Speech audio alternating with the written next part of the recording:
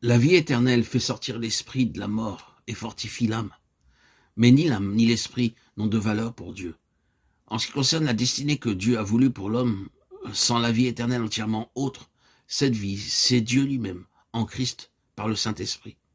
Le Saint-Esprit est l'esprit de vie. Romains 8:2. Et la vie divine, alors même qu'elle est donnée aux croyants pour demeurer en lui, reste encore liée à la personne divine. Dieu nous a donné la vie éternelle et cette vie est dans son Fils. 1 Jean 5:11. La présence de la personne divine dans le croyant ou dans l'Église est exprimée par la vie. De peur qu'Adam n'agisse dans le but de l'avoir en lui-même, sans relation avec Dieu, l'arbre de vie fut à dessein mis hors de sa portée. Et il fut chassé. Le symbolisme est clair.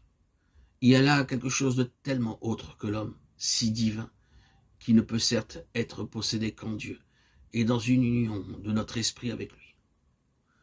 Tout cela représente en soi beaucoup des vérités du Nouveau Testament concernant à la fois la vie représentative de Christ, sa tentation, sa mort et sa résurrection, en même temps que la nature de la nouvelle naissance et la vie du croyant.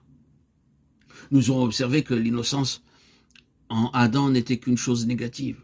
Cela peut donc être vrai aussi de l'état sans péché.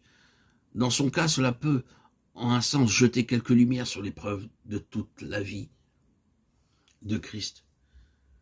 Bien que nous disions ceci avec quelques réserves auxquelles nous ne nous arrêterons pas maintenant, pour ne pas sortir de notre sujet. La sainteté positive et l'innocence d'Adam étaient accompagnées de la possibilité d'arriver à la sainteté. La sainteté est le résultat de la fidélité dans l'épreuve.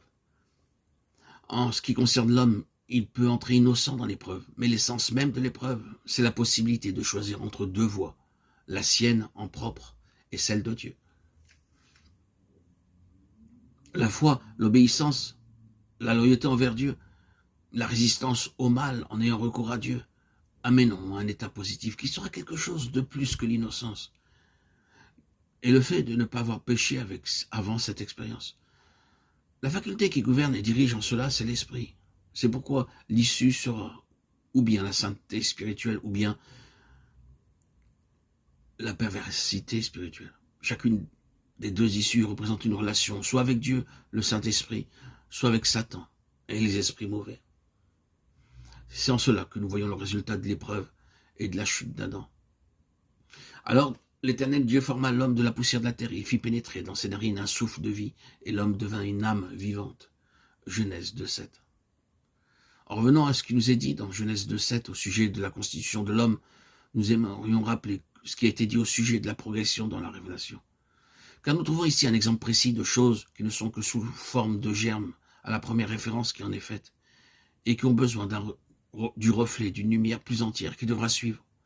Nous ne pouvons pas dire que ce passage soit une affirmation positive, il contient plutôt une implication. Les Écritures expliqueront ensuite ce qui n'était que sous forme d'implication. Il faut remarquer que nous ne parlons pas de ce qui est dit de l'homme dans Genèse 1:26 et qui décrit plutôt l'intention de Dieu pour lui, ce qu'il était en réalité, c'est-à-dire sa place et sa tâche, plus que son être.